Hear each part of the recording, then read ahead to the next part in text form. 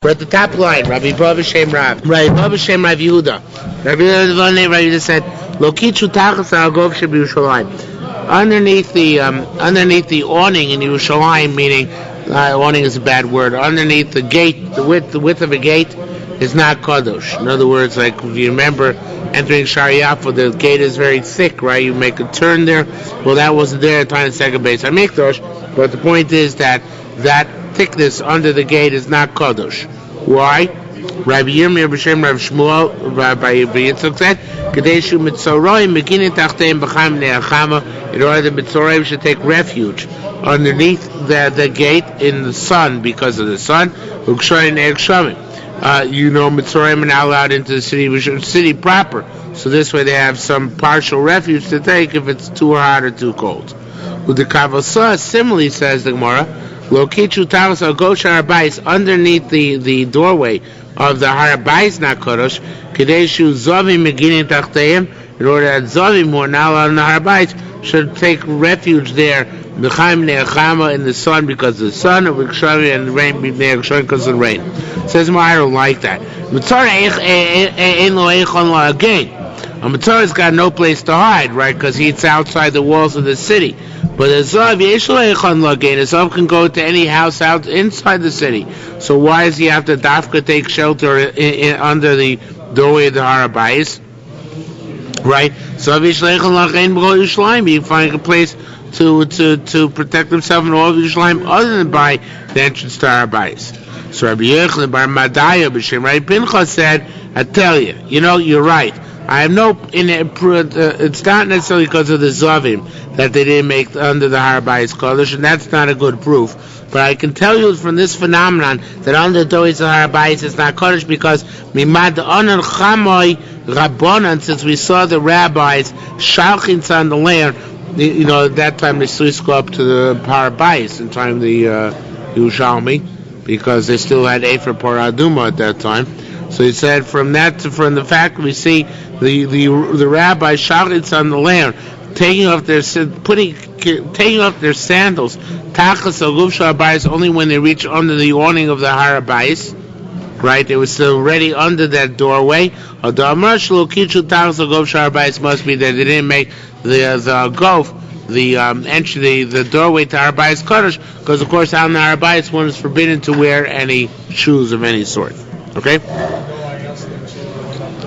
What? Why else they still went up? Why? There was an Avodah Zarah there, was just as worse. Sure, right after the destruction of Beis HaMikdash, you put up a mosque. Not a mosque. Avodah Zarah. Avodah Zarah, yeah. What I understand is, clearly this is all D'Rabbanan, right? What? All these Kedusha... No, they're D'Oraisa. It seems strange that there's no Kedusha because we wanted to have Rachmanis and Mitzorayim. The question is what we're Mekadesh, but all these things Kedusha, Machne Shechina, Machne Levia, Machne Yisrael.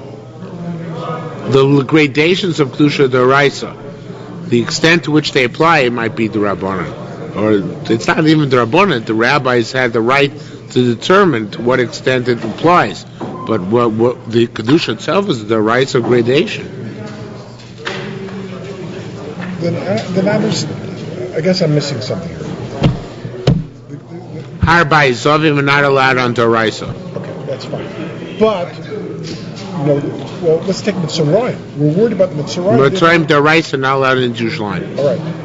Why is it then that we don't say if this is the area where they're not allowed? Okay, it's a very valid question, and the answer is, of course, that Yerushalayim was consecrated. As you know, there was a procedure required based in Shilshivim V'Echotz Kenim, required going in a procession with 2 sheep, which they eventually bring to Shlomim.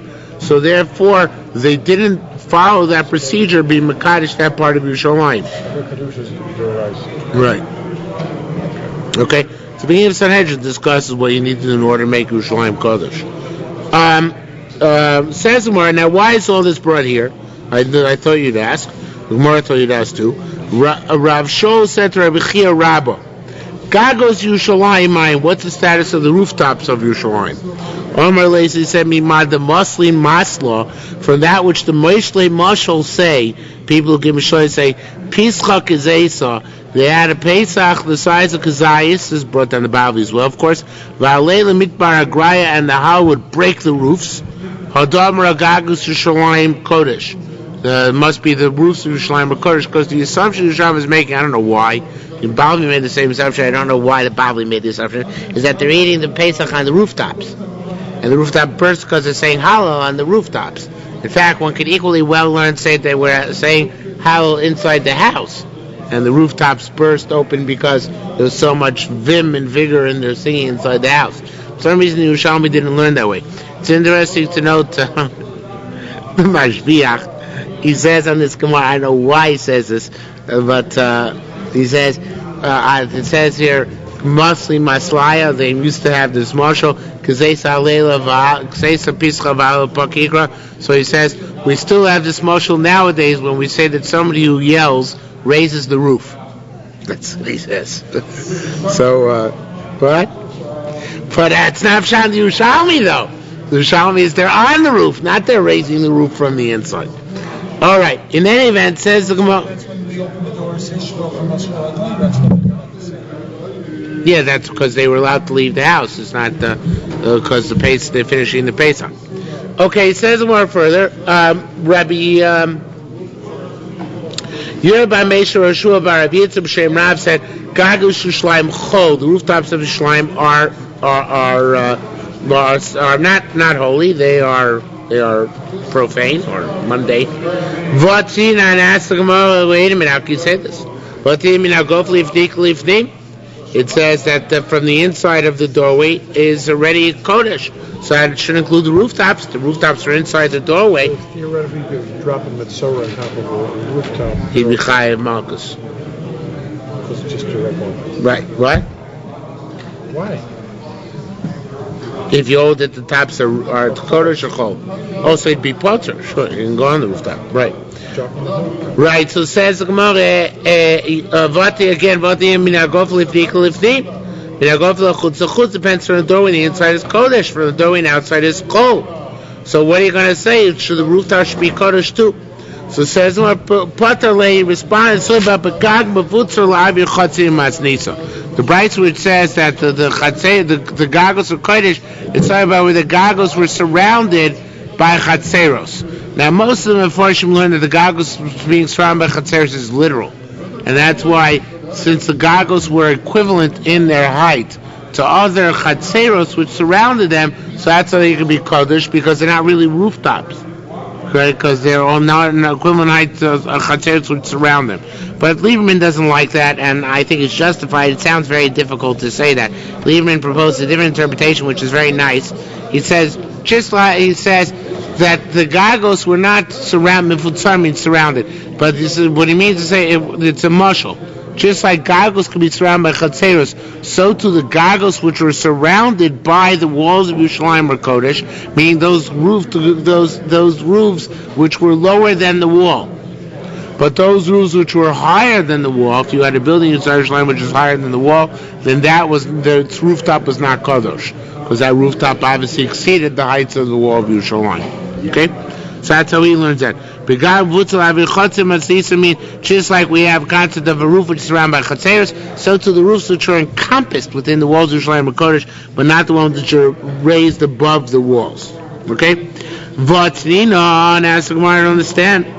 Didn't we learn that chalonos, the windows, vovi achoma, and the width of the walls, kalafim is like the inside, and the width of the walls, of course, the top of the wall. And the top of the wall, of course, is not lower than the walls itself. So how could the top of the wall be kadosh, right? Odi begag mavutzer la'avir chatzim asnisa. This is also the same principle, again, learning according to Lieberman, like a gaga mavutzer l'avir chatzer, like the Bryce is using the same principle of a roof which is surrounded by the wall, by the levels of a chatzer. How is it applied here? So he says, it's like Rav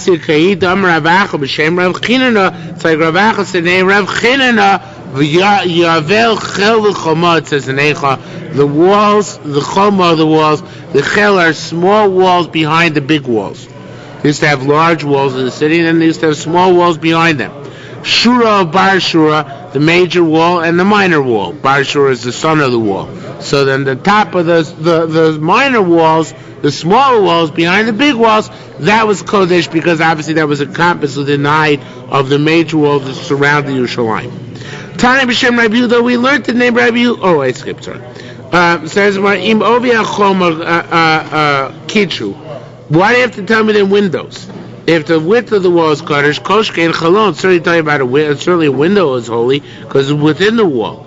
Rabbi Yachar said, the Chalon Shah al Gabi Aguf the Govnitzachar. Chiv says, even though the window is directly above a doorway, it's still Kodesh. Avagav the Tamar Lo Kitchu Tachas al Gov Yishlaim, even though it's not totally under the doorway, Chalon Shah Gabi Agov, the window which is on top of the doorway is Kodesh. Time Shem Yehuda named Rabbi Yehuda. The tunnels under the Heichel are mundane. The Gagos Heichel Kodesh, the rooftops of the Heichel are holy. The rooftops of the Heichel, of course, were even though the Chiddush is obviously, even though the Heichel was taller than the surrounding walls, the Heichel could be seen for miles, right? Yet nevertheless, it's Kadosh because they were Mekadosh it intentionally. They said the rooftop is holy. But Rabbi Ami B'Shem. Does it mean under or next to? No, literally tunnels. Look. Under. Yeah. Under the Heichel, as opposed to the tunnels they have now, is like. Right. Not tunnels we have now. I mean, they have the tunnels now too, but the Muslims don't let you into them.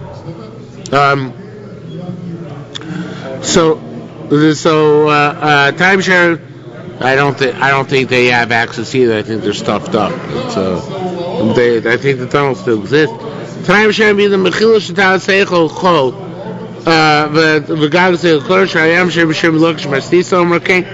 Very well known Mishnah Masechta. So I mean it says Medura Isasham. When you went under you went from the base on Moked, where the client slept the night in tunnels under the Heichel and under the Azara, they went to a bathroom. Beis HaKiseh covered to a distinguished bathroom. What was its distinction? So no, when you found it locked, you're there sheyesh shamodim. So chiddush in those days that they had locking bathrooms. But if it was open, you're there sheyesh shamodim, you knew there was nobody there. So it says Gemara. First one would say, there was a bathroom there. Must mean it's not kodesh because bathrooms imply that a lack of kedusha. Says Gemara, who says? I'm Rabbi Yisrael Chitzah Tuma. Is excrement tame? V'lo ain't on the kiyus. You can defecate somewhere holy. It's not tame. Pil Shabala. The Pil Shabala what? Sal.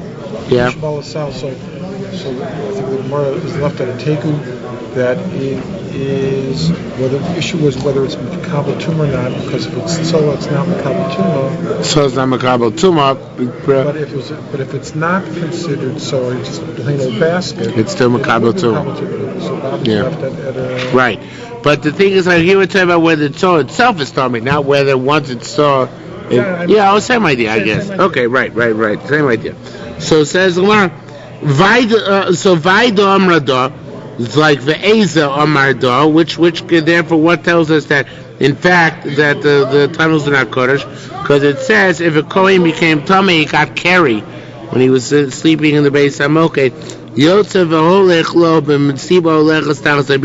goes through this tunnel to get to the bathroom.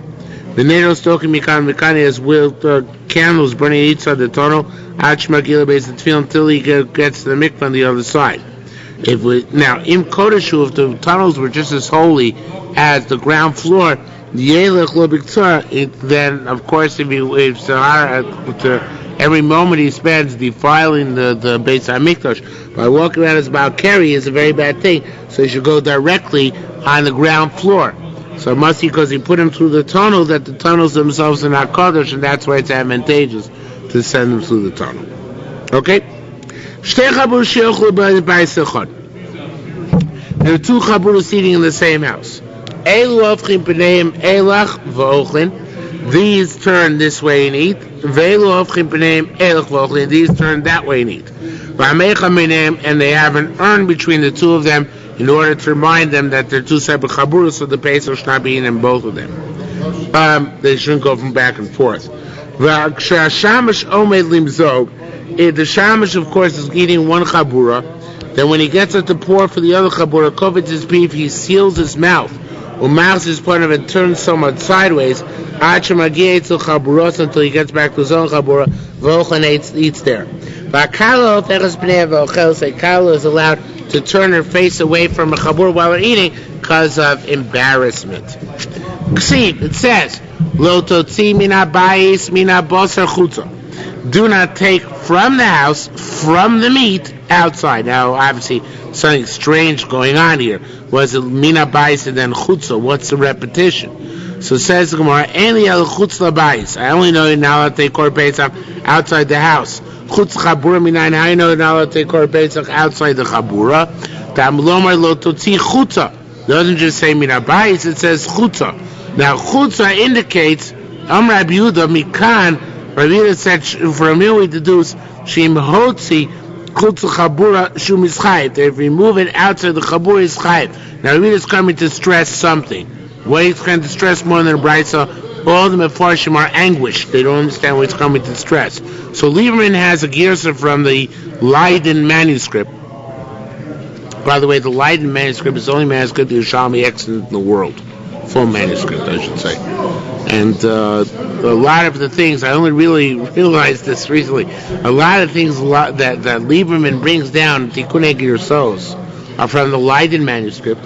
What's interesting that somebody who had the Leiden manuscript somewhere along the line, before it got to Leiden in the Netherlands, crossed out most of the alternate Girsos, just put a line through them, and used the Girsos which we have in the Yerushalmi. But in fact, as Lehman points out, that sometimes the Girsa which he drew a line through, which of course is still legible, was in fact better than the Girsa we have. So that's how he got a lot of his changes. I am trying to get a hold of a facsimile of the manuscript, but I've not yet been successful in the Netherlands. But they do publish facsimiles. I just don't know how you go about getting it. So again, so here's a case where Lieberman has change of gears which was crossed out in the old Yerushalmi. But it says there in Mikan Shem Amar Hareini Chutz l'Chabura. If a person pronounces he's outside the Chabura, he's mischayev. It's an interesting language. It means that Rabbi is going to add on. He's going to say a person can remove himself from the Chabura just by verbalizing that, as opposed to actually physically walking away from the Chabura. Which library is it? Leiden. It's in Leiden. University of Leiden. In Amsterdam. If that's in Amsterdam, yeah. Somebody from Skokie going to Amsterdam in like another 10 days. Oh, well, 10 days is almost enough time, because we run out of Lieberman very soon. But yes, I don't know if they actually sell the facsimiles, but we should have them look into it for sure. So that's how Lieberman explains how Rabbi Yehuda is adding something to the Brisa. The Brisa already say now take it out of the Chabura. So he said that the Leiden manuscripts add that it's also that it's even if you pronounce yourself out of the Chabura, you already wipe yourself out from the Chabura. But the Mashbiach has a very nice explanation according to the Girsa in front of us. And he says, Rabbi Yehuda saying Mikan means from the word chutza itself. It's not from the superfluous language, because it says bayis and chutza. That's not what it is. It's from the word itself, chutza. Chutza doesn't mean outside the house. Chutza means beyond. Beyond what? Beyond the chabura. That already makes you chayev. Now, Amar Rabbi Mona, based on that, Rabbi Mona asks the question. Rabbi Mona says, Amar kor lo totzi chutza. If that's the case, why aren't he lo totzi min bayis? That's superfluous. And so he says, all right, Amar kor lo totzi chutza. It says, let the pasuk go. He said lo totzi chutza. V'anan aminan will say im chutz chabura shemischayev. If taking beyond the chabura is forbidden, lo kol shechutza bayis is certainly not allowed to take it outside the house. So what? Now the question is the other direction. Without Rabbi Yehuda, I would have thought that you're not allowed to take chutz chabura is a superfluous language in the pasuk. It says lo totzi min habayis and it says lo totzi chutza. So then I need both lashonos, one for outside the house, one for outside the chabura. But Rabbi Yehuda says lo totzi chutza in and of itself is indicative that you're not allowed to take it beyond the chabura. So if that's the case, my question is the opposite now. So what do I need lo totzi min habayis for? What's that teaching me? So says Rabbi Ami boy. Rabbi Ami wanted to answer. Here, boy doesn't mean he wanted to ask. He wanted to ask. Hotzi michabura l'chabura. I'll tell you what. In Nafkamin is if you take from one chabura to another chabura, and here the carbonator throws in the words b'shnei batim in two separate houses, kishnei zeisim, two olives, chayiv shtaim. Which is basically to flog you twice. If you take from one chabura to another chabura, and from one house to another house, they will give you two malchus. One for taking outside the chabura, and the other for taking outside the house. Right?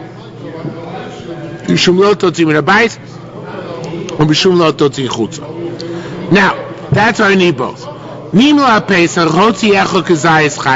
There's a group of subscribers, and one guy takes his kazayis away from the chabura, he's chayiv. Took it chutza, took it beyond the chabura. However, it says Yerushalmi, a very strange thing, but Yerushalmi really means it. Shnayim u'shlosha, what if 2 or 3 guys took away their kazayim? They followed him. Exactly. So Pturim, they're pater. Because now it's like new chabura. One guy does not a new chabura make, but 2 or 3 guys already makes a new chabura. So he didn't take it out of the chabura. He made a new chabura, right? No, that's not. That's not the answer. This taken out of a chabura to be a solitary individual. That's how the Yerushalmi is learning at this point. But to make a new chabura, that's not the answer. Okay, it's no longer chutza. Elo shein ovim basei. Now they do transgress sayin. They don't transgress the lav, but they transgress the nasei, which is that you're not allowed to eat in 2 different places. Kormeir brings out the aseis b'bayis echad yachel. We'll see it in a minute in the Gemara too. But you're not allowed to eat in 2 places, and they of course are eating it. They of course are causing the corn paste to be eaten in 2 places. One where they originally were, and now where they are going to. So that's a separate mitzvah hasei not to do that, and they transgress the hasei. Okay? Says the Gemara, Rabbi Shimon, like Rabbi Shimon, afilu ba'asei and on over it. Even in mitzvah hasei, they're not to transgress. The Tani, where do we learn this, Rabbi Shimon? Al batim asher yachlu sabahem. Says on the houses, put the blood of the Korban Pesach in Mitzrayim on the houses in which you're going to eat it. Melamed, it seems to teach us that a Pesach can be eaten in 2 separate places. Now, this is if you divided it up, though. In other words, we had a Pesach, and we divided it up into 2 chaburas when we came to eat it. We were all subscribers. We divided it up. 1 half in my house, half in your house. That's okay. However, that's about the Pesach itself. The Chefza.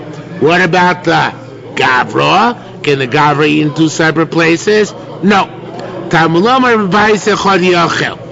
That's because there's another pasuk that has to be in 1 house. So you have 2 pasukim which contradict each other. One says multiple houses, the other says 1 house. How do we reconcile 2 pasukim? Okay, it's on Pesach Necha b'shtei makomos. The Pesach can be in 2 houses. However, vein oichel v'oichel noso b'shtei makomos. The eaters cannot eat in 2 separate houses. Okay. Rabbi Shimon Omer afal chlov oichel noso b'shtei makomos. Rabbi Shimon says even the eaters can eat in 2 separate houses. That's permissible. It's very makel. So says the word, that's the case. What does it mean then? That 1 house it should be eaten. When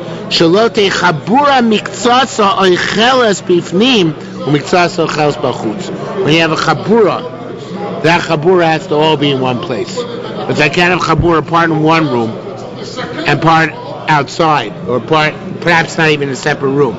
But the chabura must all be in 1 room. So the Pesach can be in 2 separate places.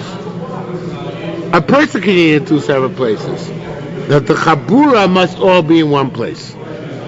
Okay? You can't have a chabura which is or half inside and half outside. Now, Ma'amakayim says the Gemara, Yochid. Now, this is very difficult. It's a very difficult line for all the people involved. Karmei doesn't simply takes out this line, and the Mechamayim learns it's a kasha. But I like the way Lieberman learns it. Lieberman learns it's part of the same Rabbi Shimon. Says and like Rabbi Shimon, who's very makel on this matter. An individual who takes the kazayis outside chabura, he's potter, even though it doesn't say the word potter. Since the bnei chabura can come by him, nifta milos hasei, he has no los hasei whatsoever. Remember, this guy, according to Rabbi Shimon, there's no issue to eat the Pesach in two separate places, right? So everybody can come and join him in the separate place, second place. So there's no prohibition of the Chabura in its entirety joining him. So therefore he never left, even if he was an individual. He never fully left the Chabura, and that's why there's no lav. Even according to Rabbi Tanakama, remember we said, if two people leave, it's the Chabura's changing places. Right? There's a new Chabura. He says even if a Yochi leaves, since they could all join him, so therefore there's no prohibition whatsoever. He doesn't transgress a los say. Okay? Rabbi Chia Bar Abba said, you know what? I don't understand. Going back to Rabbanan now. Rabbi Chia Bar Abba, he asked a question, Lamalik Rabbi Shimon. Why is this only Rabbi Shimon? I don't understand what's going on here. Afilu Rabbanan, even according to Rabbanan, that who said that an individual does get malchus. Why is that? Let's say mivnei shebnei chaburaso. It should be chaburaso.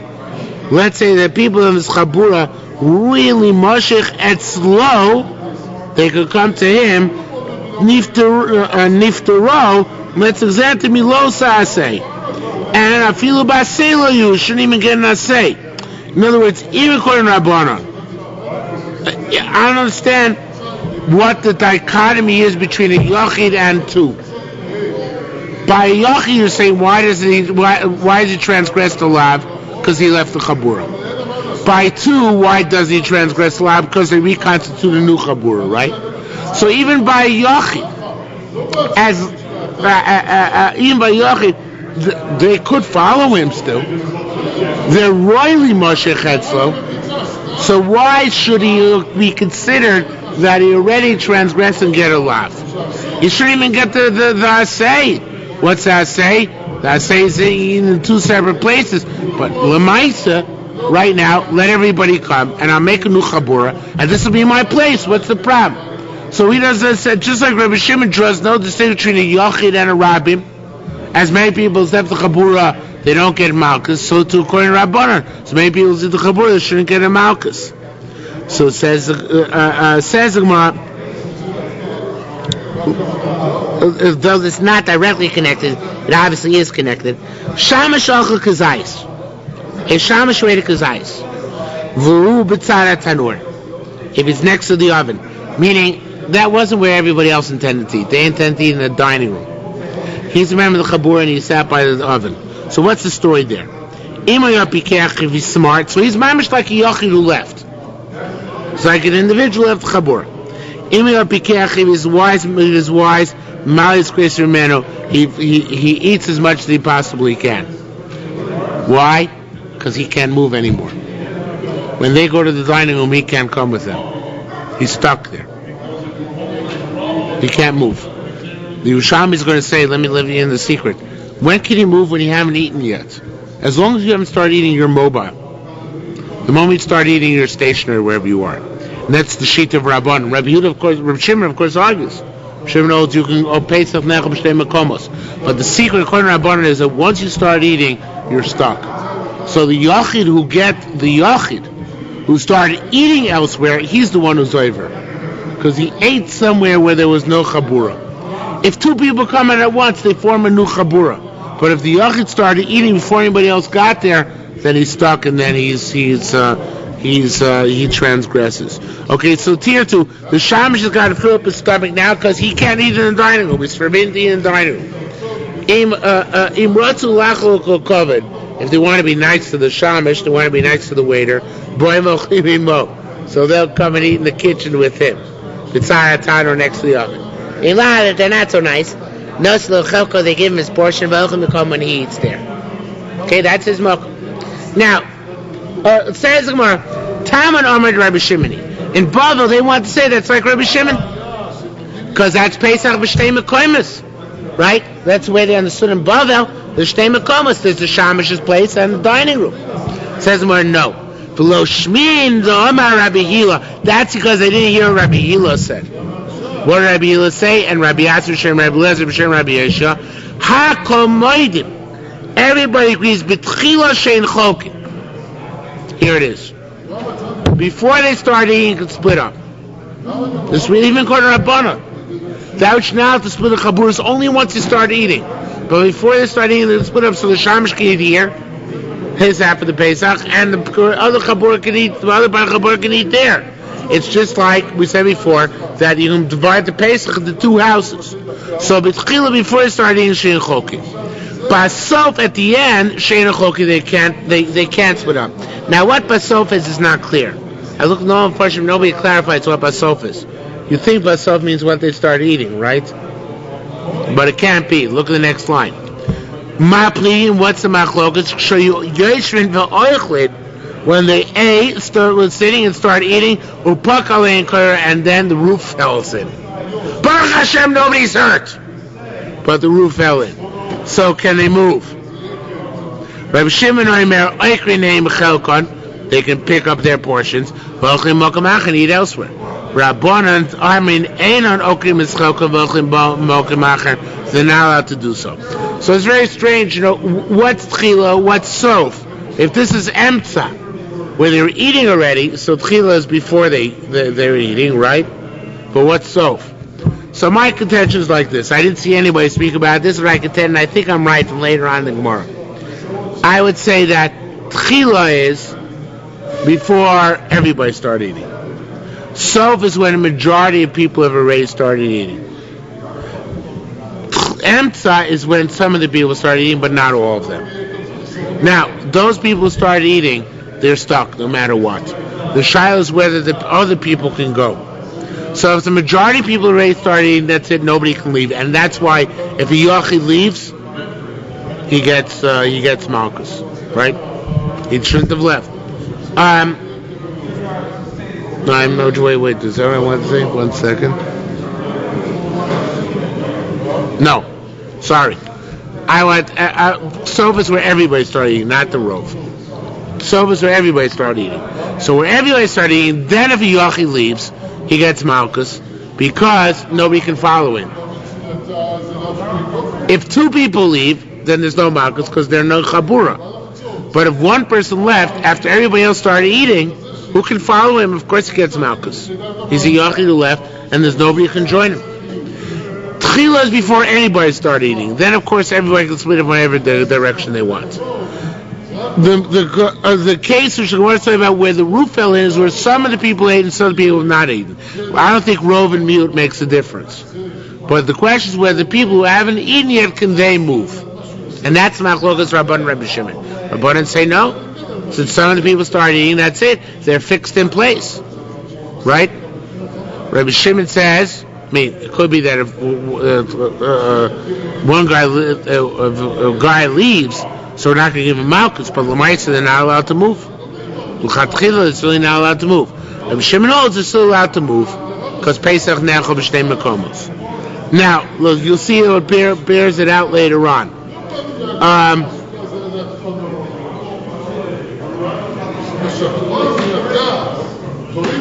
Yeah. So it says one further. Rabbi Chia bar Rabbi Yisachina. Rabbi Chia bar said the name Rabbi Yisachina, that boy that he asked the question. Me'ata motzienu chayev ad shosh yochal. If that's the case, so you should never be chayev until the time you eat. Because until you eat, you're not until you even though you left, you're not kover your plates outside until you eat. Remember, the shamash only gets fixed in place when he eats. So let's say also the guy who left the chabura, the one guy left the chabura, he doesn't get fixed in place until he eats either. Until then he's taka potter. So it says the Gemara, Asher of Shmuel, Asher of Shmuel, Rabbi Avo, B'Shem B'Yochanan, and they said, Taka, you're not fixed until you eat something. Rabbi Zira says, I have a proof for this for a brisa. The Tari Tamon, we learned over there in a brisa, Yochi Choti Kazayis, an individual took out a Kazayis, Chutz L'Chabura Chayav, he's outside the Chabura, he's Chayav. Oh, I have a right the other way, sorry. But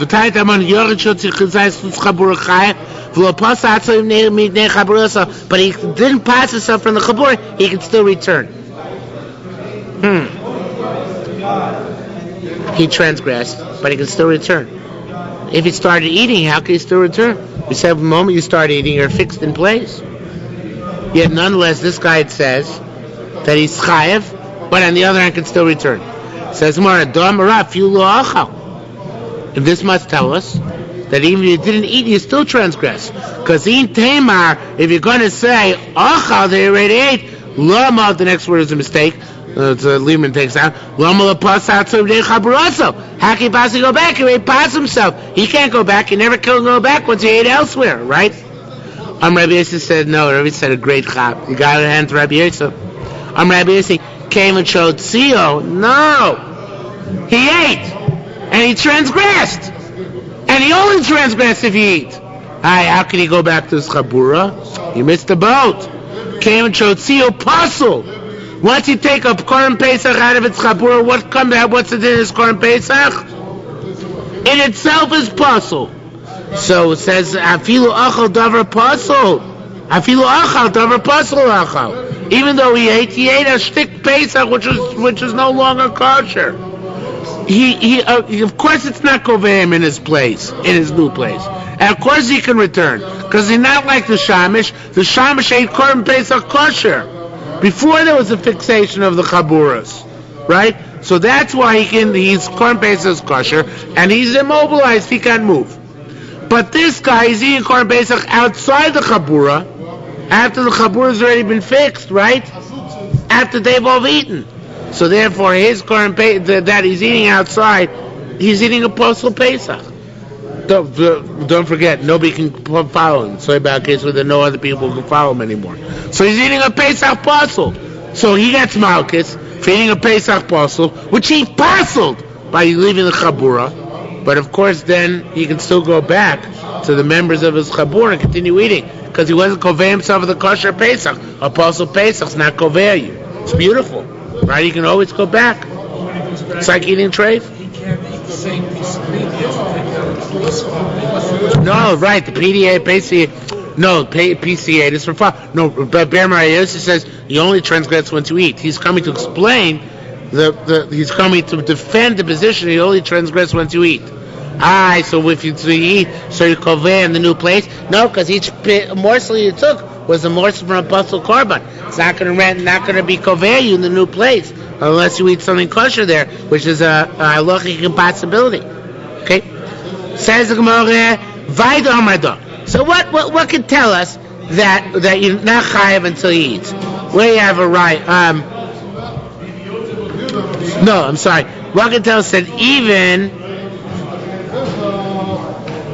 1 second.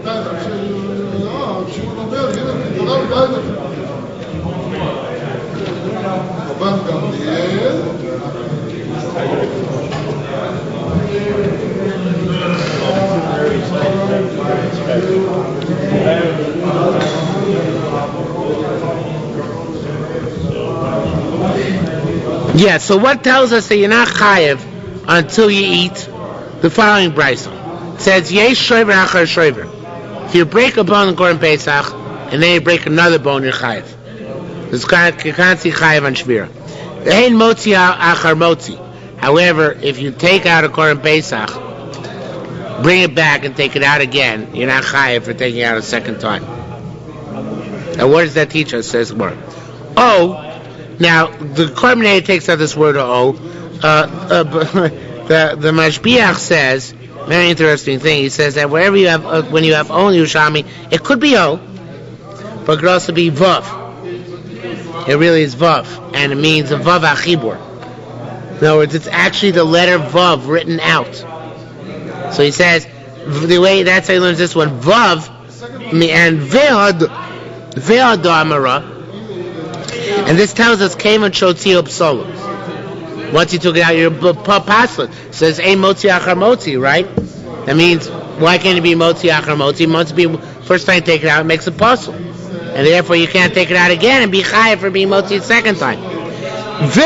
Again, according to the Korach Mashbiach, Ve'adamara, and this teaches us, HaMotzi Ein Chayav Ad Shosh Yochal, that you're not chayav until the time that you eat, right? And it's saying that,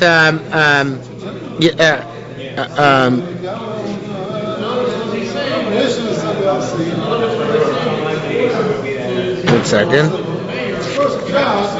Does it prove that? Oh, so the Mashbiach says it doesn't prove it. That's right. Mashbiach says V'ad Amra is that of Rabbi Hila. Rabbi Hila at the top of the page which said Rabbi Hila at the top of the page which said that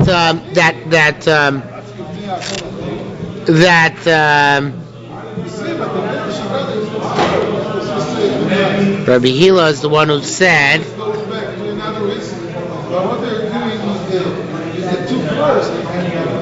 that how does it prove it? Rabbi Hila is the one who said at the top of that, according to Rabbanan, once they're sitting and eating, they can't go eat elsewhere. So I guess that from that, the way the Mashbiach is learning, Hadar Marad, that thing Rabbi Hila at the top is teaching us that you're not chayav until you eat elsewhere, because you see that eating is what's kovea you. Because Rabbi Hila said until you eat, you're allowed to move. So since Rabbi Hila said until you eat, you're allowed to move, so therefore from there you see that ain't no chayav ad shiochel, not from over here. From ain't. See the way the Korban. What we're saying is that we're saying the top of the soap, Shane Cholkin, that meant right, after everybody's eaten, that's when you can't break up, because eating is what's kovea. So again, let's say it over again. This statement over here, Ein Motzi Achar Motzi, possibly not they had about Korban Pesach, they had something else. And the same Rabbi Hila at the top, which said that once you eat, you can't move. That teaches us until you actually can partake. Now, Pshita Dor Milsa. Now, concerning this, therefore, after all is said, this is simple. Hischilu Elu, there's the word Elu missing. Hischilu Elu va Elu. Now, this is talking about, you have two, in the Chabura, it's one Chabura. So learning like Korban Eda, Pnei Moshe says differently, Pnei Moshe is very difficult. Korban Eda says you have one Chabura. And Hischilu Elu, the Elu, in the Chabura, everybody started eating. V'nitmu Elu. And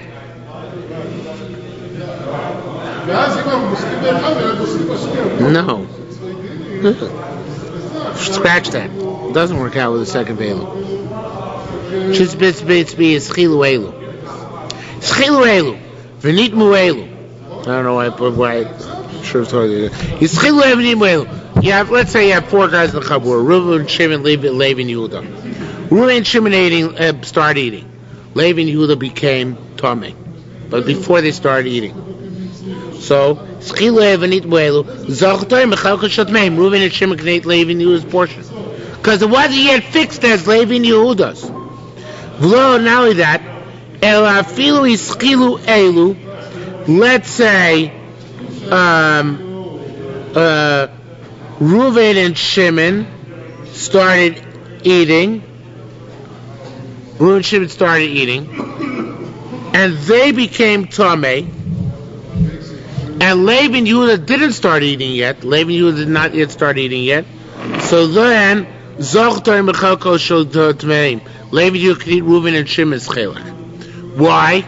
Because they didn't start eating. So they weren't fixed in their portion. So they can tack onto their portion. Okay, the first case is Reuven and Shimon became. I forgot how I did it with names. second two. Reuven and Shimon were Tar, Levi and Yehuda became Tameh, so Reuven and Shimon could start eat Levi and Yehuda's.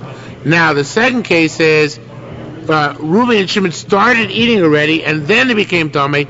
Levi and Yehuda have not yet started eating. Levi and Yehuda can eat Reuven and Shimon's chelik, because they haven't started eating. Obviously, they didn't make the Korban Tameh as they were. Right. Obviously not. Avo Yischilu Elu. But let's say Reuven and Shimon became, they all started eating. Here's where it should be, Avschilu Elu Elu. I got it. Here's where it should have gone. Avschilu Elu Va Elu. If everybody started eating, V'nitma Echon Mehem, and one of them becomes Tameh, whichever one, Lo Zochatar Mechalkon Shetmeim, the Torah can't take from the Tmeim. Okay, so again, like we said before, eating fixes, right? As long as not everybody started eating, it ain't over till it's over, right? In the case of, just like we said before, that there are cases in which you can still move, perhaps even once you start eating, so to apply the principles of Tum and Tara, until everybody started eating, the Korban Pesach is still fluid. And that's why the Tmeim could take over, the Torah could take over the Tmeim, even though the Tmeim started eating their portions already, the Torah could take it away from them, because they still haven't started eating. But once everybody started eating, then everything is fixed, and then, even though some people come Tmeim, the Torah cannot take their portions as a result. Okay, good. Now, Yochid Mafshin, along these lines again, one Chabura. Yochid Mafshin Yoda B'chol Abayis. Now, the way I understand this Gemara very simply is along the same lines you have by a Suda. You know, a regular Suda, you're never allowed to leave a meal. You have to stay in the same room where you're eating. When you wash till you bench, you have to stay in the same room. Except if there's a Chabura. If there's a Chabura of people, you're allowed to leave the room and come back. Because you say they maintain the character of the Suda, you're just leaving for a moment. That's okay.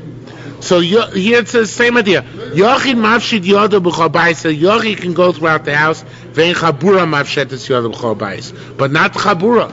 Only one at a time. One guy can go to the bathroom at a time. Because the chabura has to remain intact. Okay? So they can go around. Now, hatzina on shtei chaburas. Wait a minute.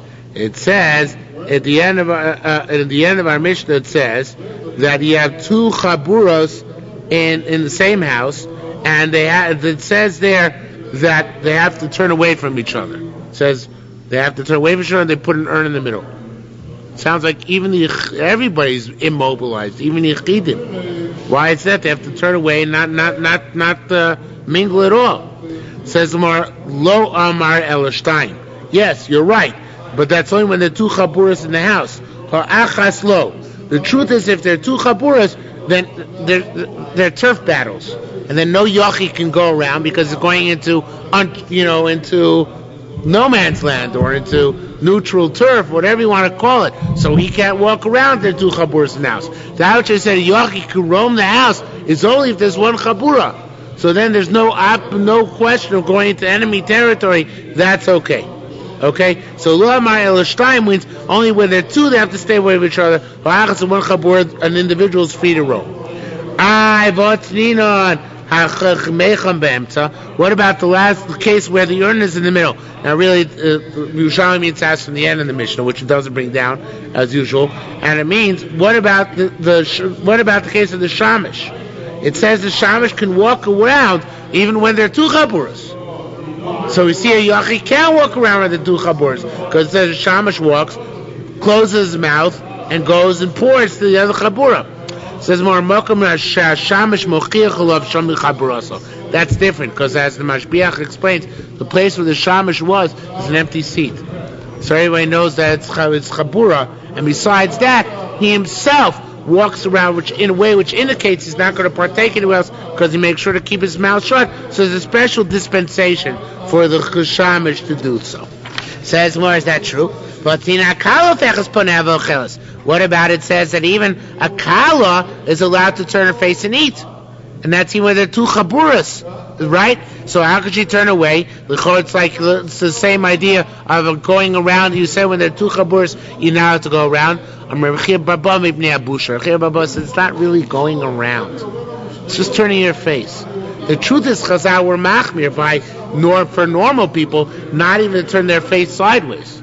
But she's a kala, and she's embarrassed, so Chazal said she could turn her face and eat sideways, and that's not considered to be mistoivev in the house in the way which Chazal asked when they're two chaburas. So bottom line, one chabura, one guy can leave and come back and go out to her house, because that's considered to be, he's always in the area, the chabura is always there, it's always intact, he's just walking around and it's not going into any contested area. If there are two chaburas now, everybody's got to stay still. Except for the shamish, who's allowed to walk back and forth, because everybody knows he's the shamish, because he had left an empty place and he closed his mouth. And Kala is allowed to turn around and face the other direction, again, because that's not really being mistoivev, and it's just a special dispensation because of her embarrassment. Hajlo parakeets it solely. Haishim think that was a tough one. Wait for the next one. Haishim is manchi. I really don't know. I haven't learned it yet. Haishim is manchi bebeis bala. A woman, she's in her husband's house. Shachla bala, her husband checks for a korban pesach. Tochem shabal, she's from her husband's korban.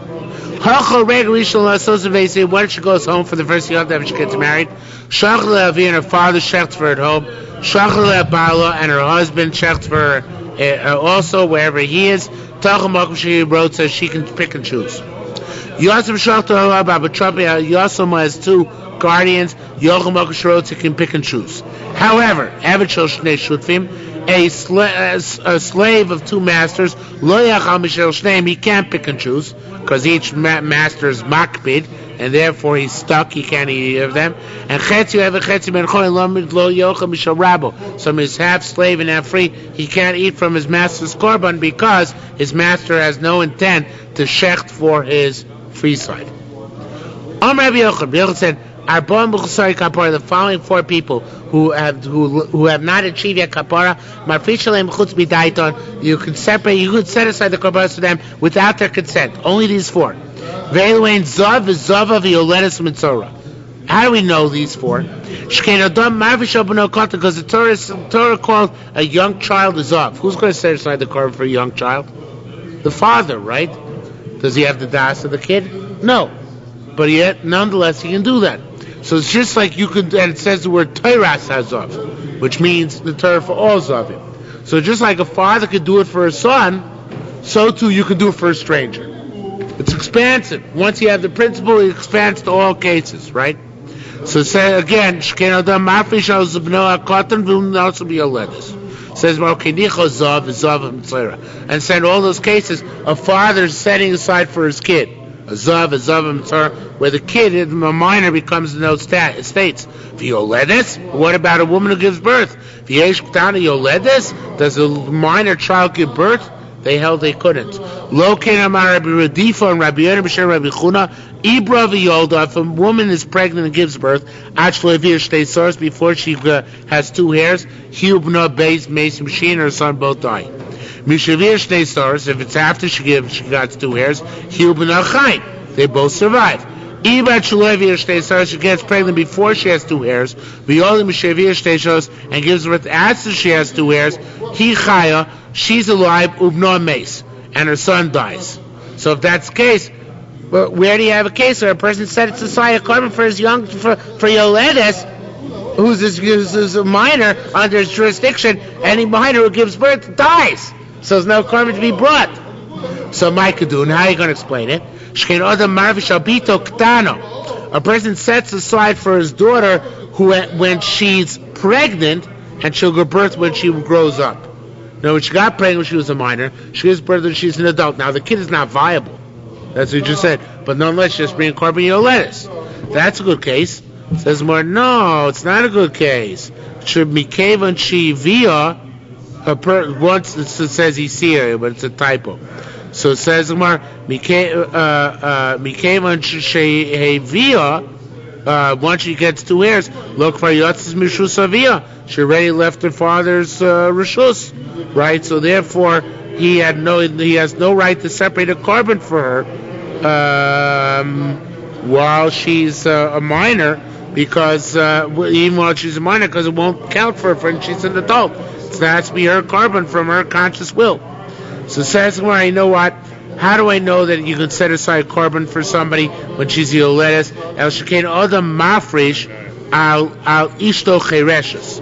A man can set aside korban on his wife who's a deaf mute, who has no das. The kan, so therefore that we extrapolate that. That we extrapolate that to anybody, he can set aside a korban for anybody, just like for that case. So to anybody can set aside a korban for any mechusa kapara. However, says the Gemara, what about a saita? This is off on a tangent completely. What about a saita? Saita ktana einat yochel. There's no precedent for setting aside a korban for your wife who's a saita if she's a minor. Dam Rabbi Zir, Rabbi Yisrael, Shem Rabbi Yechanan, Ketana Shazin, so in Laratzon, Leosar Abayla. A Ketana who is Mizana, she has no das, and therefore she doesn't become also to her husband. So there's no reason to bring her a korban. The Chereshes say not Yochel. Besides that, say she's an adult, she's a Mizana as a Chereshes, so she can't either. She's got to hear the curses, she can't answer. So says the Gemara. So therefore, by soita, there's no precedent for somebody to set aside a korban unless that person can set aside himself. It's only the Abram B'chusay Kapora, not a soita. Says Rabbi Yavin. Rabbi Yavin says, I disagree with you, Rabbi Yochanan, altogether. And he says, Shani Yidichsiv v'samachta tov v'secha. The only person who sets aside korban for somebody else is a husband for his wife. And why is that? Because it says you should be happy together with your household. What does it mean happy together with your household? It means that when you come to when you come to a yontif, you have to be able to be sameach with your wife. To be sameach with your wife means you have to bring her to eat korbanos with you. And if she's a yoledes and she didn't bring her korbanos yet, she can't eat korbanos with you. So from this we see that you can bring your korbanos on your wife, so you can have simcha with her on yontif. So it's only in that case where you can bring korbanos for somebody else, only husband and wife, and not any other case, not like Rabbi Yochanan who said that for the Abram Chusari Kapar, anybody can bring a korban. He argues, he says only husband and wife, and not anybody else. This person didn't say that the kinui of a husband to a katana is well, that's kind of like das, same idea.